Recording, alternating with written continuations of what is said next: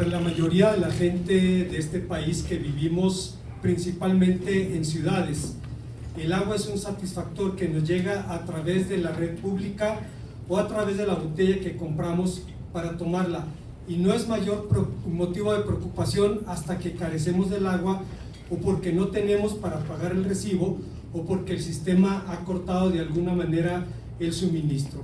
Pero no siempre fue así. En tiempos de la Biblia, buena parte de los encuentros y desencuentros de los personajes y de los grupos se dieron en torno al agua. En el semidesierto palestino, una tierra de pocos ríos, hombres y mujeres y clanes lucharon por el agua o pactaron la paz sobre sus fuentes, como dice Génesis 21 y Génesis 26. La vida depende del agua, y por eso los asentamientos humanos se edificaron en torno a los pozos, llegando a convertirse en ciudades que luego adquirieron el nombre de los pozos. La palabra hebrea para pozo es Be'er, y de ahí vienen como nombres como Be'er, Be'erot, pozos, que significa Be'er Sheba, pozo de los juramentos; Be'er Elim, pozo de los carneros; Be'er Lahai Roi, pozo del viviente que me ve; Be'erot Bnei Yakan, el pozo de los hijos de Yakan, etc. Los pozos eran también lugares de encuentros. Isaac, Jacob y Moisés encontraron a sus mujeres junto a pozos de agua, que en aquel tiempo eran las redes sociales, el ciberespacio de sus encuentros románticos. No es extraño entonces que este fuera también un escenario y el tema de la conversación del encuentro entre el Señor Jesús y la mujer samaritana. Plática que no solo cambiaría a la mujer, sino cambiaría al mundo entero.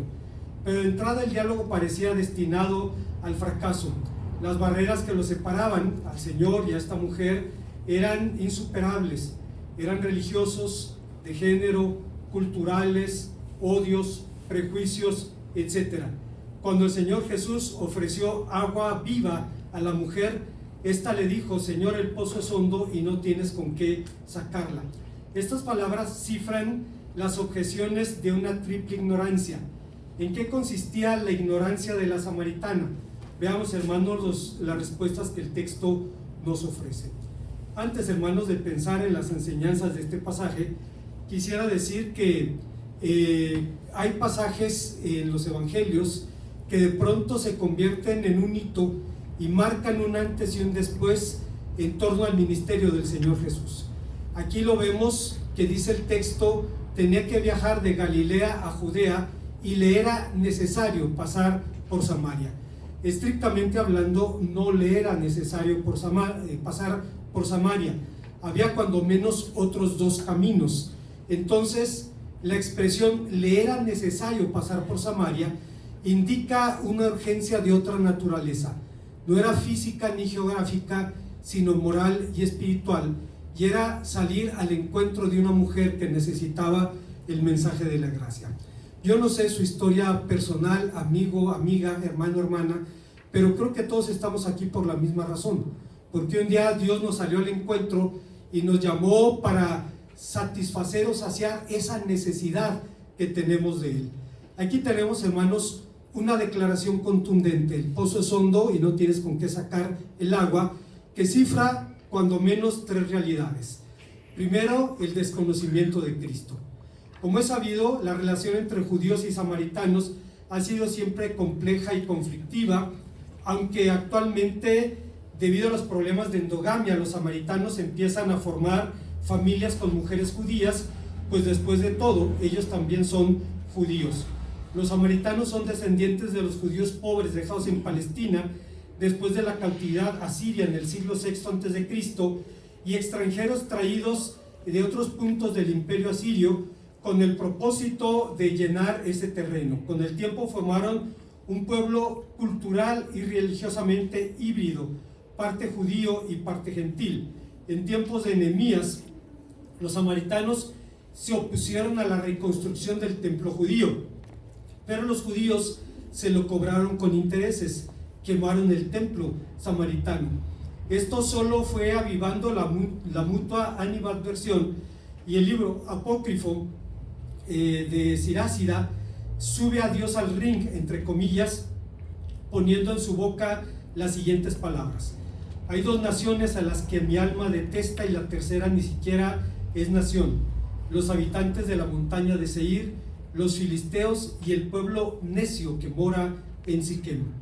Por todo lo anterior, en tiempos del Nuevo Testamento, uno de los peores insultos que podía decírsele a alguien era el nombre samaritano, que equivalía a hereje. Tal como el Señor Jesucristo fue descalificado por sus adversarios en Juan 8:48. Sin embargo, en su ministerio de enseñanzas, el Señor Jesús fue evidenciando una sorprendente apertura para con este pueblo. Déjenme decirles algo, hermanos. Dios nos dio la bendición de darnos una casa en Peñuelas hace muchos años, y vivimos en un lugar donde hay gente de diferentes niveles socioeconómicos. La gente más sencilla vive en Peñuelas, la inmensa mayoría son católicos, pero déjenme decirles que me siento tremendamente cómodo con ellos, porque cuando hay una desgracia familiar, los vecinos se unen y ven qué van a hacer por la persona que está en desgracia. Había un chico down que conocimos, Gustavo, que conocimos porque tocaba las puertas para vender dulces, y fue una de las primeras víctimas del COVID. Murió él y luego murió su papá, y solo quedó su mamá, que no puede caminar. Todas las vecinas se organizaron, bajaron la recámara de la señora a la sala, abrieron la puerta y están allí al pendiente de ella, le llevan de comer, le hacen curaciones si tienen que hacerlas. La noche, cuando ya empieza a oscurecer, cierran la puerta, se despiden de ella, y a la mañana siguiente van para abrir la puerta otra vez.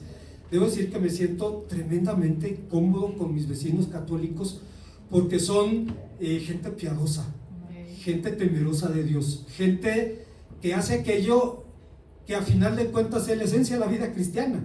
La vida cristiana no consiste solo en lo que creemos o lo que decimos creer, sino consiste en la manera como vivimos lo que decimos creer. Pablo dice: por gracia sois salvos por medio de la fe. Esto no es de vosotros, es un don de Dios, no por obras, para que nadie se gloríe, porque somos hechuras suyas para andar en las buenas obras, las cuales Dios preparó de antemano para que anduviésemos en ellas. Judíos y samaritanos no se llevaban bien por razones religiosas, una situación triste de dos pueblos que estaban emparentados en la fe. Bueno, el Señor en su ministerio y sus enseñanzas, el Señor Jesús muestra una sorprendente apertura ante este pueblo.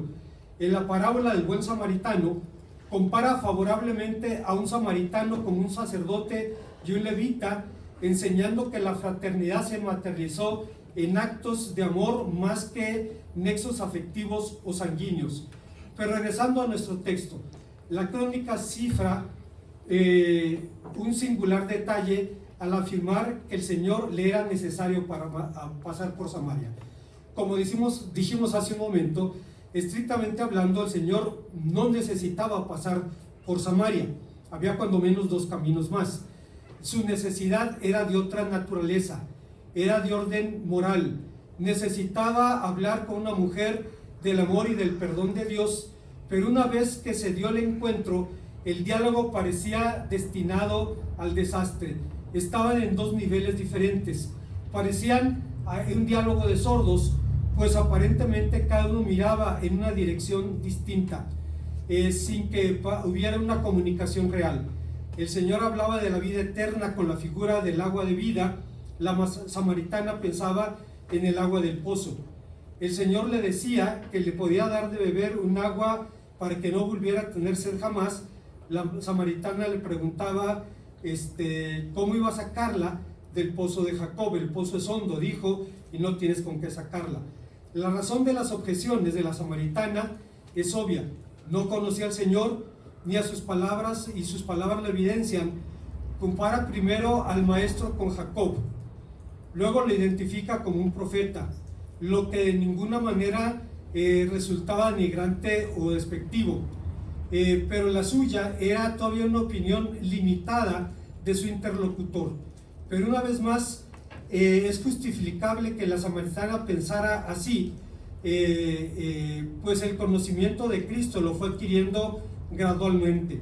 Por cierto, fue un proceso breve, pues transcurrieron minutos, si acaso una hora, entre el momento en que el Señor Jesús habla con la samaritana y el que ella regresa con los hombres de Sicar para que escuchen al maestro. Sin embargo, no debemos escandalizarnos de las palabras de la mujer. Hay circunstancias en las que, como ella decimos, si no con las palabras, con el corazón, el pozo es hondo. Esas crisis es demasiado difícil, esta enfermedad es incurable, es imposible que mi esposo, mi marido, mi mujer cambien, Dios no me escucha, etc. Estas circunstancias son el marco ideal para que como podamos pasar de conocer de oídas a conocer verdaderamente, como dice el capítulo 45 de su libro, para saber que el pozo no es demasiado hondo para él y que sí tiene con qué sacar el agua. Hay una segunda enseñanza que encontramos en este pasaje, y es que la declaración del pozo es hondo y no tienes con qué sacar el agua es la declaración del desconocimiento de su poder. La samaritana no conocía a Cristo Jesús, y es claro que tampoco conocía su poder, pues es necesario caminar con Cristo para conocerlo verdaderamente. Fíjense que hace años en el seminario, mi prefecto, el hermano Eleazar Barajas, estudió primero en un instituto bíblico en Córdoba, Veracruz, y estuvo allí preparándose para el ministerio, pero la noche antes de su graduación llegó a una conclusión a la que nunca había llegado, y es: nunca he tenido un encuentro personal con Cristo. Me gusta leer la Biblia, me gusta ir a la iglesia, me gusta el Evangelio, pero nunca he tenido un encuentro real con Cristo.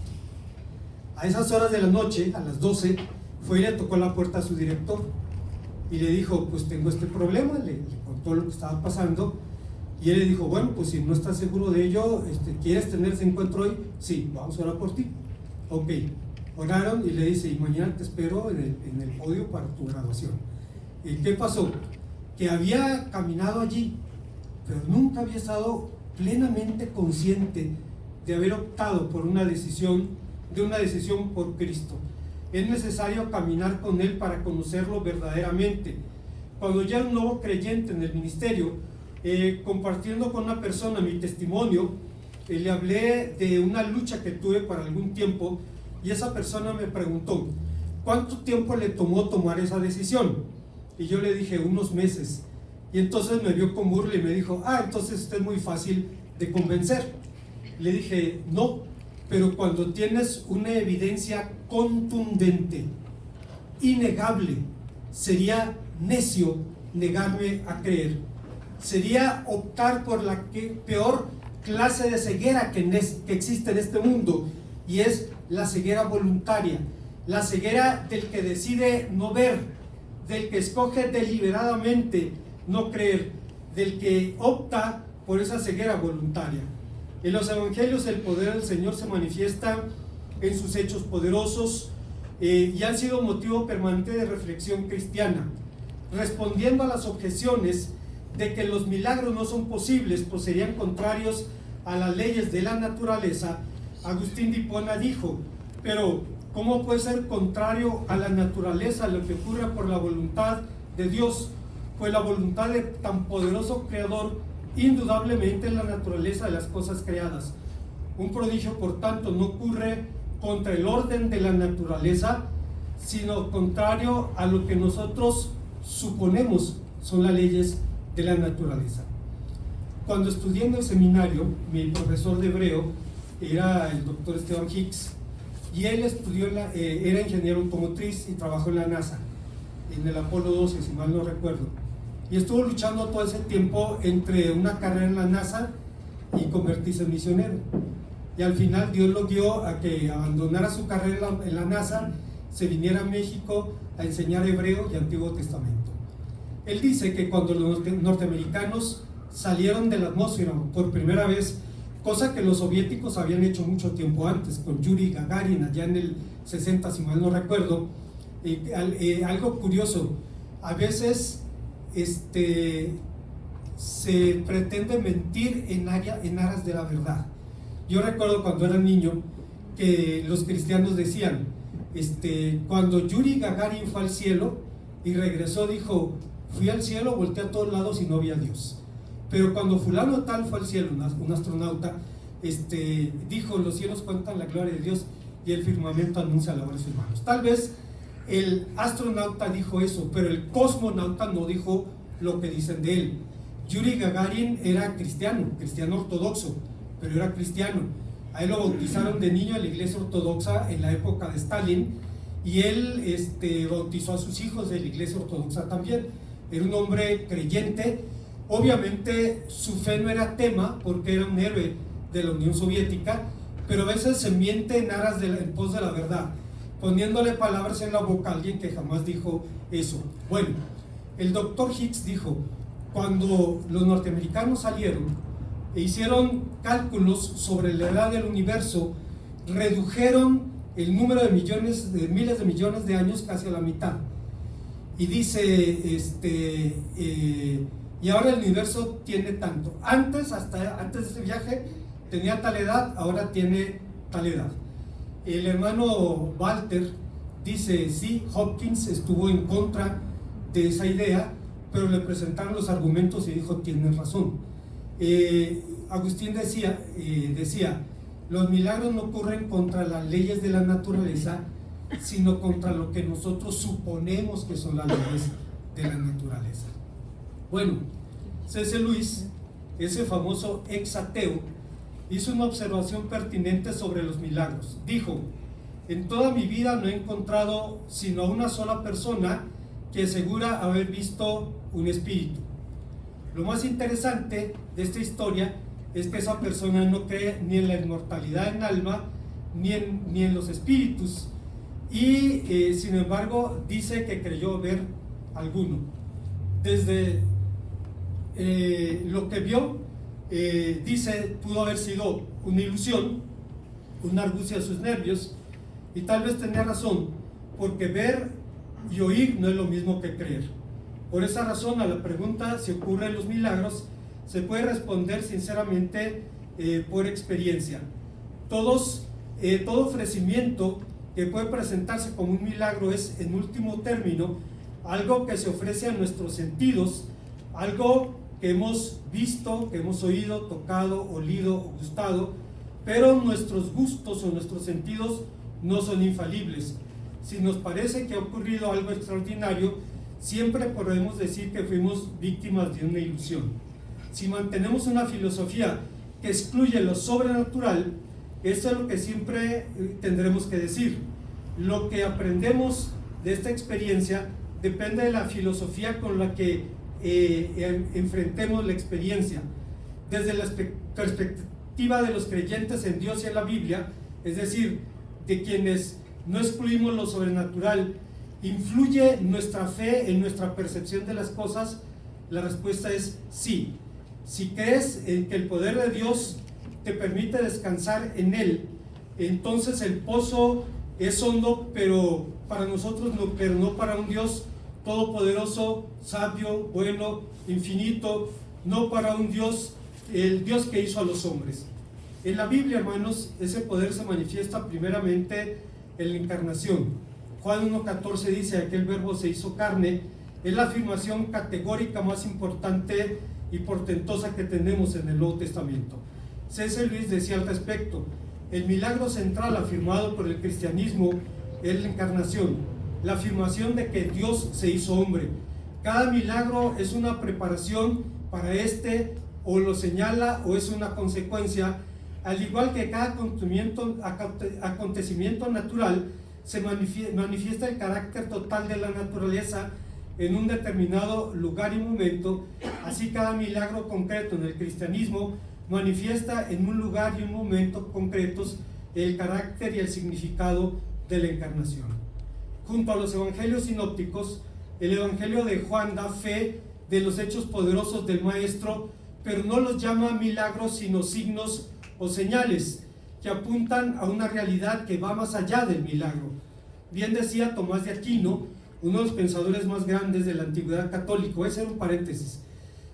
Yo sé que para la mayoría de ustedes no les escandaliza que cite un autor católico, pero luego hay personas que sí.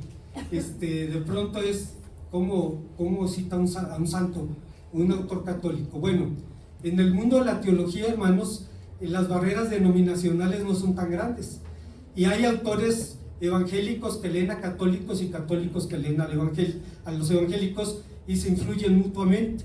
En el libro, en los niveles de la teología, los que saben hacen eso, y no tienen ningún problema para citar alguna fuente católica, porque a final de cuentas pertenece a la misma tradición cristiana de la que todos participamos. Bueno, Tomás de Aquino decía: dos aspectos pueden ser considerados en los milagros. Uno es lo que ocurre, esto es, que sobrepasa las facultades de la naturaleza, y en ese sentido le llamamos milagros, o los llamamos virtudes, actos de poder. El otro tiene que ver con el propósito por el que ocurren los milagros, a saber, la manifestación de algo sobrenatural. En ese sentido son comúnmente llamados señales, pero a causa de alguna excelencia pueden recibir el nombre de maravillas o prodigios para indicar que vienen de lejos. En otras palabras, cada milagro en el Evangelio de Juan apunta a algún aspecto de la entidad mesiánica del Señor Jesús, de su misión redentora, de la revelación que trajo del Padre. Los milagros seguirán vigentes, dice el profeta Isaías en su profecía, capítulo 59, mientras su mano no se corte para dejar de salvar y su oído no se endurezca para oír. Pero el milagro más grande, el hecho que hace este mundo, que Dios hace en este mundo, es cambiar el corazón de los seres humanos. Y si no lo cree, piénselo detenidamente. El maestro multiplicó los peces y los panes, pero la mayoría solo lo seguía porque quería llenarse el vientre.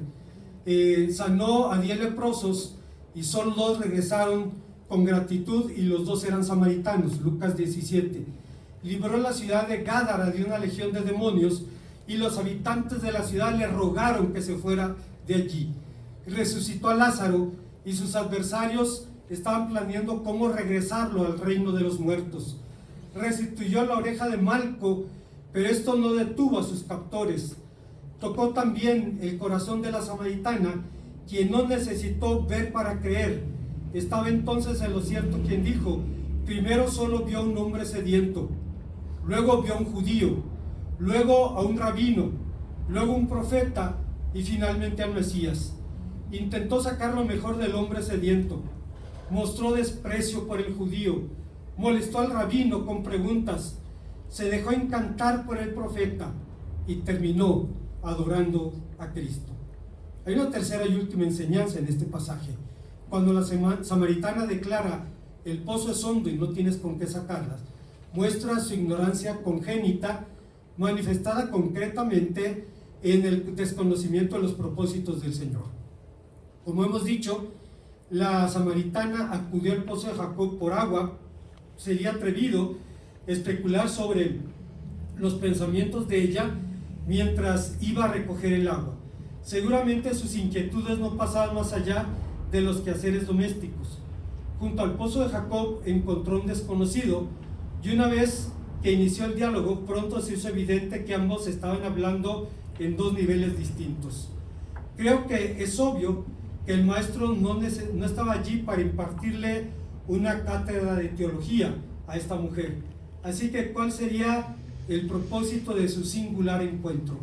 Una vez más, el relato mismo principia afirmando le era necesario pasar por Samaria. En la lengua del Nuevo Testamento, ser necesario es una forma verbal impersonal que dirige su significado concreto a la dependencia del poder que suscita esa necesidad. Su necesidad era más bien una necesidad divina. Tenía que pasar por Samaria por razones estrictamente espirituales. Tenía que pasar allí por órdenes del Padre Celestial. ¿Cuáles eran esas órdenes? Salir al encuentro de una mujer que necesitaba la gracia divina. No tenemos mayor información sobre esta mujer. Hay incluso quienes dicen que la samaritana era de lo mejor que había en esa sociedad, lo que me lleva a preguntarme, si era de lo mejor, pues cómo estaría lo peor. Lo cierto, hermanos, es que esa mujer tenía hambre y sed del Señor, y el Señor le sale al encuentro y la lleva a confrontar su realidad con Dios y con su evangelio. Hace unos meses la Unión Femenil de la Iglesia me pidió que compartiera con ellas un estudio de una escritora cubana que se llama Wendy Bello. Es un librito delgadito, no recuerdo el nombre, si alguien se acuerda, por favor recuérdeme. El hecho es que cuando vi el libro tan delgadito, voy a confesarlo porque Dios lo sabe, pensé, pues debe ser un libro muy superficial, porque es un librito así, delgadito. Cuando empecé a leerlo para preparar el estudio, llegué a la conclusión contraria. Esa mujer batea de jonrón cada vez que tiene el bate en la mano. Y cuando comentaba la experiencia de la mujer samaritana, dijo algo muy interesante. Dice, mis padres migraron a los Estados Unidos cuando yo era una niña y pronto se divorciaron. Les voy a decir un secreto, hermanos. Si me prometen que no se lo dicen a nadie. En Estados Unidos hay muchos pastores que tienen dos esposas, una en Cuba y otra en Miami. Esa es la realidad, hermanos. O sea, es así. Vergonzoso, sí. No debía ser, no. Pero hay gente que hace eso. No pueden estar solos, entonces busquen quien los acompañe. Aunque tengan a la mujer esperándolos allá en Cuba. Es una realidad. Lo que quiero decir es que la experiencia de emigrar trastoca todo, hasta los valores de las personas. Bueno, dice Wendy, mis padres se divorciaron y yo crecí con un vacío de la figura masculina. Sí, cuando crecí empecé a tener relaciones disfuncionales con personas que fueron desastrosas. Dice, y eso me llevó a Cristo, y Cristo llenó el vacío que tenía en mi corazón. Dice Wendy Bello, si usted se fija, Cristo no emite juicios de valor sobre la conducta de la mujer. Lo más duro que le dijo fue, has vivido con 5 y ahora vives con 6. Fue lo más difícil que le dijo, pero no la juzgó, simplemente corrigió su teología, porque a Jesucristo no le importaban los efectos sino las causas. En la mañana de hoy, en el servicio de las 9, una hermana se levantó a pedir que oremos por ella, y dice, sufrí muchas experiencias muy difíciles en mi infancia, crecí con mucho dolor en mi infancia y veo que trascienden a mi vida adulta y condicionan mis relaciones y mi conducta. Así es que necesito que Dios me cure el corazón, me salve de mi pasado y redima también mi presente. Es cierto, lo que vivimos nos marca, positivo o negativamente. El hecho es que, dice Wendy, cuando leí esta historia me vi allí y vi a Cristo que no juzgó a la mujer por la manera como vivía, pero le ofreció agua viva en su lugar. Y dice, a final de cuentas, Cristo no fue sobre los efectos, sino sobre las causas. No debes vivir con los 5 que has vivido, pues se va a buscar un 7º, porque todavía tiene un vacío en su corazón. Necesita que alguien lo llene, y ese alguien solamente es Jesucristo. Debemos recordar, perdón que me extienda en esto, lo que dijo Blas Pascal, ¿no? Dijo, hubo una vez en el hombre una verdadera felicidad, de la que ahora solo quedan marca y huella vacía, que en vano intenta llenar el hombre, buscando la ayuda en las cosas ausentes que no recibe de las cosas presentes. Pero este vacío absoluto e infinito solo puede llenarse con un objeto absoluto e infinito, solo puede llenarse con Dios. Y allí va a estar hasta que Dios llegue a ese y llene ese vacío en el corazón. Al Señor le era necesario pasar por allí porque una mujer necesitaba escuchar esto. Su necesidad era una necesidad divina, un mandamiento celestial, el mandamiento que le diera el mensaje a esa mujer. Tenemos que preguntarnos sobre este encuentro en particular, por qué algunos comentaristas bíblicos enfatizan la condición de la mujer, y hay quienes incluso se ensañan con su lujuria, como lo hace John MacArthur, cuando vemos a Cristo que no hace juicios de valor sobre su conducta. Hermanos, cuando llegamos a Cristo no nos echen cara lo que somos. Llegamos a Cristo porque el Espíritu Santo nos dijo lo que somos. Y Él no necesita que se lo digamos, Él ya lo sabe. Pero cuando lo confesamos le estamos diciendo: estamos de acuerdo contigo en tu definición de pecado. Estamos de acuerdo contigo en tu definición de perdón. Estamos de acuerdo contigo en tu definición de salvación. Algunos comentaristas bíblicos hablan de esto, pero el Señor Jesucristo no se ocupó de eso. No hizo juicios de valor sobre la moral de la mujer, aunque sí corrigió su teología sin sermonearla. Pero si lo pensamos con más cuidado, descubrimos que nosotros no somos mejores que ella. En otras ocasiones he contado la historia de Henry Nouwen, un ex teólogo católico, ya murió, un sacerdote holandés. Era profesor de las universidades de Yale, de Harvard y de Notre Dame. Estamos hablando de una vaca sagrada, de un académico que enseñaba en las mejores universidades del mundo. Un día lo invitaron a predicar al Arca, una institución que se dedica a la atención de enfermos mentales. Y cuando leí eso en su libro me pregunté: ¿qué le puedes predicar a un loquito? ¿Qué le puedes decir a un enfermo mental? Pues seguramente tiene necesidades espirituales y necesita saber que Dios todavía lo ama y que todavía está en el corazón de Dios.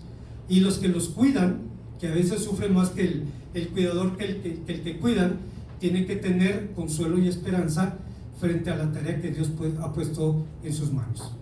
Entró al Arca y vio en una puerta una reproducción del cuadro de Rembrandt, El regreso del hijo pródigo, y tocó su corazón. Preguntó quién lo había pintado. Rembrandt, casualmente el primer pintor protestante famoso. Lo impactó. ¿Dónde está? En el Hermitage, en la Unión Soviética en aquel tiempo, en Leningrado. Pues fue allí y vio el cuadro y tocó su corazón. Y un día le dijo a un amigo muy entrañable, dice: estoy fascinado con la parábola del hijo pródigo, me identifico con el hermano menor. Y entonces el amigo le dijo: me pregunto si más bien no serás el hermano mayor.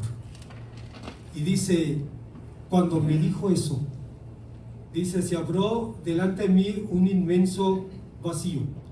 Dice: primero entendí que nunca había pensado en mí como el hermano mayor, pero una vez que lo hice, miles de ideas cruzaron sobre mi cabeza. Primero pensé que efectivamente soy el mayor de mis hermanos. Después caí en cuenta lo obediente que había sido a lo largo de mi vida. Cuando tenía 6 años ya quería ser sacerdote y nunca cambió de opinión. Nació, fue bautizado, confirmado y ordenado en la misma iglesia. Siempre obedecía a mis padres, a mis profesores, a mis obispos y a mi Dios. Nunca me fui de la casa, jamás perdí el tiempo ni malgasté el dinero en búsquedas sensuales, tampoco emboté el corazón con exceso de comida, embriaguez y preocupaciones por la vida. Durante toda mi vida fui responsable, tradicional, hogareño, pero con todo había estado tan perdido como el hermano menor. De repente me vi de una forma diferente. Vi mis celos, mi cojera, mi susceptibilidad, mi cabeza dura, mi resentimiento y sobre todo mi sutil fariseísmo. Vi lo mucho que me quejaba y comprobé que gran parte de mis pensamientos y de mis sentimientos eran manejados por mi resentimiento. Por un momento me pareció imposible que alguna vez pudiera pensar en mí como el hijo menor. Con toda seguridad yo era el hermano mayor que estaba tan perdido como el menor, aunque siempre había estado en casa toda su vida. Había trabajado mucho en la granja de mi padre, pero nunca había disfrutado completamente la alegría de estar en casa con él. En vez de esto, me convertí en una persona resentida, una persona amargada, una persona molesta con mis hermanos menores que corrían tantos riesgos y regresaban y seguían siendo recibidos calurosamente. Así es que todos somos un poco, si no es que un mucho, samaritanos, y a todos nos hace falta que el Señor Jesús le sea necesario pasar por nuestra Samaria, que necesitamos que vaya allí para ofrecernos ríos de agua viva. Cuando aceptamos esto, entendemos que para Él el abismo no es tan profundo como para no arrojarse por nosotros, que es justamente lo que hizo, razón por la cual el credo dice que por nosotros los hombres y por nuestra salvación bajó del cielo y se hizo hombre. Si un gran milagro, el gran milagro de Dios, es la encarnación de su Hijo, con todo lo que significa, entonces podemos estar seguros de que ningún pozo es demasiado profundo para Él, pues el que no escatimó ni a su propio Hijo, sino que lo entregó por todos nosotros, ¿cómo no nos dará con Él todas las cosas? Como conclusión, en el año de 1543, estamos hablando de 22 años después de la caída de México Tenochtitlan, el reformador español Francisco de Encinas tradujo por primera vez el Nuevo Testamento completo del griego al español, dedicó su obra al emperador Carlos V y se lo entregó en propia mano. Esto dio lugar a su arresto en Bruselas, de donde después de 1 año y medio en la cárcel se escapó de forma milagrosa. Francisco de Encinas dice que estaba en su cárcel, en su celda, y de pronto se dio cuenta que la puerta de la celda estaba abierta. Se la abrió con temor y la puerta cedió. Dice, siguió a la siguiente reja, dice, le empujó, estaba abierta, no había guardias, llegó a la última reja, la abrió y cedió, y dice, salió a la calle con el corazón en la boca, dice, en el cuello, dice, estaba que se infartaba, y escapó allí. Luego pasó algo bien interesante. Lo primero es que cuando algunos supieron que era español en Suiza, le decían, ¿usted es español? Sí. ¿No sabe de un español hereje que fue liberado de la cárcel por la mismísima Virgen y que ahora, después de doblar su rodilla frente a nuestra madre, ahora es un fiel católico? Y decía Francisco Encinas, me lo decían a mí, me lo decían en mi cara. Dice, y la otra tomó una diligencia para viajar a la ciudad de Amberes y conoció a otro caballero español educado. Dice, simpatizamos, fuimos hablando todo el camino hasta que él llegó a su lugar, bajó de la diligencia, y uno de los hermanos que lo estaba esperando le dice, ¿te das cuenta quién viajaba contigo? Dice, no, es Luis Sol, el secretario del emperador, el que convocó a testigos contra ti y trae de la corte la orden de que tú y todos los prisioneros de la fe sean quemados en estos días. Dice, yo viajaba con mi carcelero sin saberlo, sin haberlo entendido. Es de los casos donde podemos decir bendita ignorancia, ¿no? No siempre la ignorancia es una bendición, pero creo que en este caso sí. El hombre simpatizó, se hizo amigo de su verdugo y sin embargo pudo llegar y salvar su vida, y escribió el prólogo de ese Nuevo Testamento en español con un castellano del siglo de oro. Cuando uno lo lee se maravilla de ese lenguaje, un lenguaje tan elevado, tan pulido, que sigue siendo comprensible para nosotros a pesar de los siglos que nos separan. El hombre viajaba con su verdugo y no lo sabía. Pero si la ignorancia no siempre es tan bendita, o al menos no cuando se trata de una ignorancia voluntaria. Siendo sinceros, esa clase de ignorancia es más frecuente de lo que imaginamos. Podemos padecerla sin saberlo, podemos contraerla de la forma menos esperada, y sucede cuando solo nos miramos a nosotros mismos, miramos las circunstancias, miramos a las personas y no vemos al Señor. El pozo es hondo, muchísimo más hondo de lo que la samaritana entendía. Considera las profundidades de la naturaleza humana y de la vida del hombre cuando piensa en las aguas profundas de los pozos que hay en ti. Imagínate dentro de tu corazón, hay pozos profundos de dolor e inquietud, que el Señor Jesús se acerca y te dice: no se turbe tu corazón, crees en Dios, cree también en mí.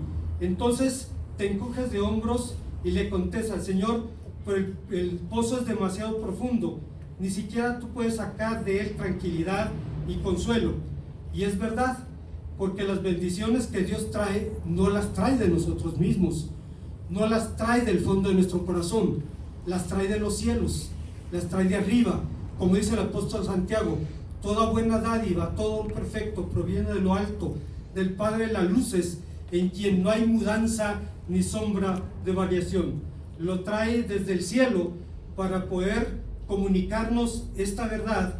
Dice: tú puedes sacar tranquilidad y no puedes sacar tranquilidad y consuelo de él, es verdad, pero el Señor Jesús trae esas bendiciones de lo alto y pueden saciar perfectamente tu corazón.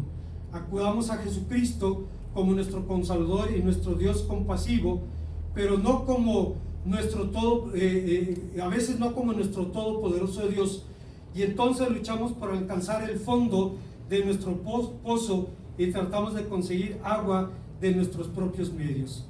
Pero al margen de nuestra miopía, que va a permanecer hasta que no alcancemos la plenitud completa, dice, a pesar de eso, el Señor Jesucristo nos llama a la esperanza. Así es que hay una pregunta: ¿está usted ahora o ha estado alguna vez en el pozo de la desesperación? David estuvo allí, y después de que fue rescatado cantó: me hizo sacar del pozo de la desesperación, del lodo cenagoso, y puso mis pies sobre peña y enderezó mis pasos. Con esta figura David hablaba de una sensación parecida a caer en una alcantarilla sin tener dónde pararnos con firmeza y con temor de ser arrastrado por la corriente de las aguas, sin pisar firme y temiendo ser arrastrado allí para luego de pronto ser rescatados de ese lugar. Si usted ha vivido esa sensación o la vive ahora, debe recordar que el Señor Jesús salvó a Daniel del foso de los leones cuando sus enemigos decidieron convertirlo en whiskas. Puede recordar, hermano, que Daniel y sus amigos fueron rescatados del horno de fuego, que Jeremías fue rescatado de la cisterna cenagosa, que un ángel sacó al apóstol San Pedro de la cárcel, que Dios mandó mediante un terremoto librar a Pablo y a Silas del calabozo, que Dios sacó a Jonás del vientre del gran pez, que desde una cisterna y luego de infinitos dolores, Dios llevó a José a un palacio, que Dios es poderoso y puede sacarnos de cualquier pozo y poner luego en nuestra boca un cántico nuevo. Si usted está ahora en un pozo, no desespere, el Señor lo rescatará. Después de los terremotos del 85 y del 17, las personas más admiradas de este país fueron los rescatistas, sin importar si eran animales o seres humanos. Bueno, Dios también tiene su propio cuerpo de rescate en el cielo, y envió a su propio rescatista, al mejor de todos, y dice el Evangelio según San Lucas, lo envió a buscar y a salvar lo que se había perdido. Una vez más, cuando leemos las palabras de la samaritana, el pozo es hondo y no tienes con qué sacar el agua, no tienes una cuerda ni una cubeta. ¿Cómo lo vas a hacer? Bueno, el Señor le dijo: no es demasiado hondo para mí. Y es lo que consistió concretamente en su ministerio, que vino a buscar y a salvar lo que se había perdido. Es inevitable, hermano, hermana, que atravesemos por tiempos difíciles.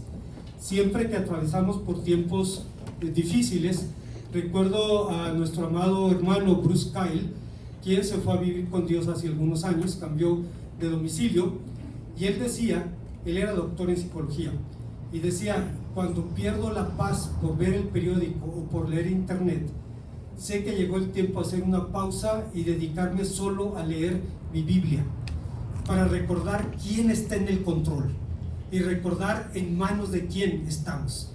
Dice, cuando recuerdo esto, puedo asumir la vida con valor, sabiendo que el Señor está en el control. Una vez más, el pozo puede ser demasiado hondo para nosotros, pero no para nuestro Dios. Oremos a Él. Gracias, Padre, te damos porque nos permite recordar que no hay nada imposible para ti, y menos aún como expresión de tu gracia y de tu misericordia. Tú conoces nuestro corazón y nuestras causas. Te rogamos, Señor, tu respuesta, para que, como el salmista dijo, me hizo salir del pozo de la desesperación, puso mis pies sobre la roca y luego puso cántico en mi corazón. Por eso te alabamos y te bendecimos. En Cristo Jesús.